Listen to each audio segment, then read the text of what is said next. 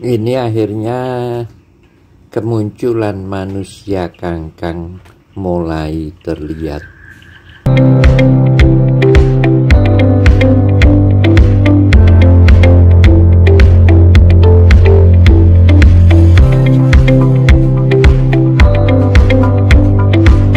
Assalamualaikum warahmatullahi wabarakatuh. Hari ini Jumat tanggal 9 ya, 9 September. Kita coba menelusuri yang namanya tinggalan purba. Kita belajar dari kebudayaan purba di Jawa, khususnya di Nusantara pada umumnya, yang ternyata jejak-jejak babi purba itu ketemu di Indonesia ini. Sementara jejak-jejak purba itu adalah bukti ya, bukti arkeologi istilahnya, menyatakan bahwa itu kalau ada jejaknya besar kemungkinan itu terbukti ada, bukan hanya sekedar cerita. Sementara kan dari saat kita kecil itu banyak mendapatkan cerita-cerita yang besar kemungkinan itu tidak ada buktinya, hanya sekedar cerita dongeng yang berkali-kali disampaikan ke kita sehingga kita menjadi percaya.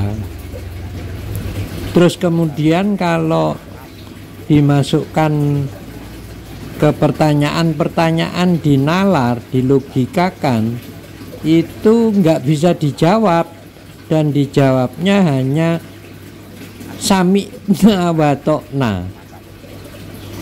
Wis pokoknya dipercaya ae, gak usah dipikir lah. Sementara di kasus lain, di masalah lain, kita mengandalkan logika. Wis gak masuk akal iku yo ojo dipercaya, itu klenik, itu magic, itu apa ya klenik itu tadi dikatakannya.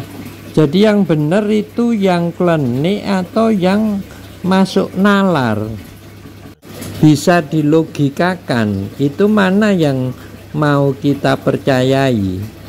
Sementara menurut neuroscience, ilmu pengetahuan yang terakhir tentang otak kita, itu ya semuanya harus masuk akal, semuanya itu harus bisa dilogikakan supaya kita percaya, bukan hanya dengan dogma dan doktrin-doktrin aja kita percaya itu.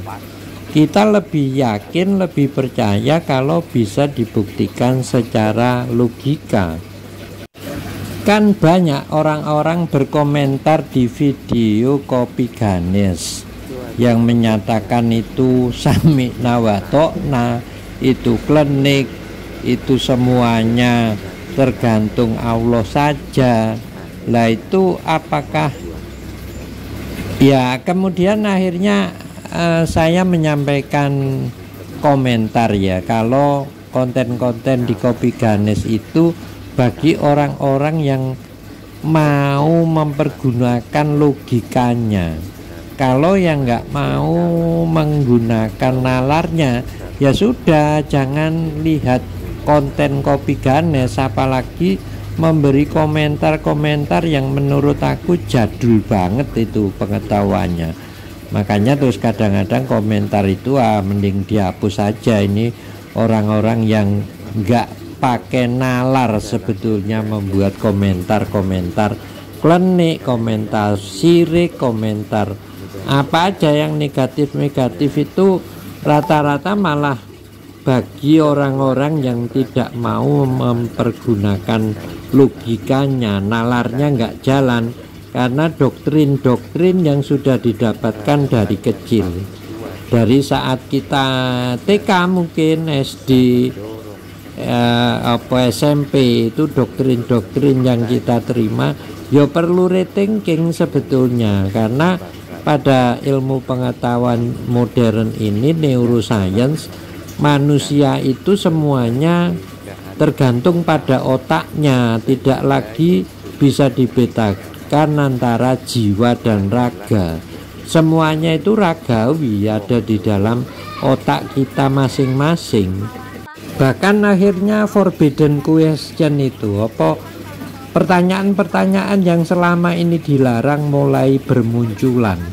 Dan itu juga dari Ustadz Maila yang dari kecil menjadi ustadz dan hafal kitab suci segala macam, akhirnya timbul pertanyaan-pertanyaan yang logik.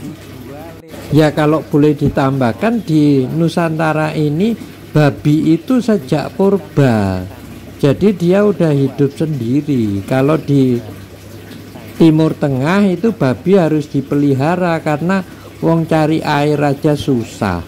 Sementara di Nusantara ini babi dengan secara alami hidup sendiri, bahkan menjadi binatang liar tanpa dipelihara pun mereka sudah survive.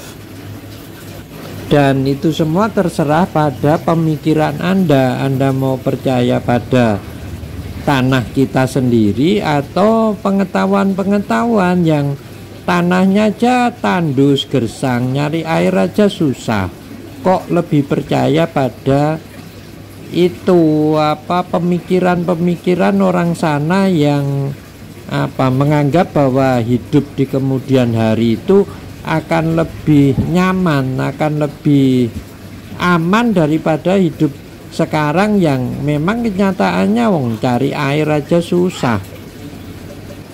Makanya saya keluarkan komentar ini hanya untuk mereka yang mau berpikir. Matur nuwun.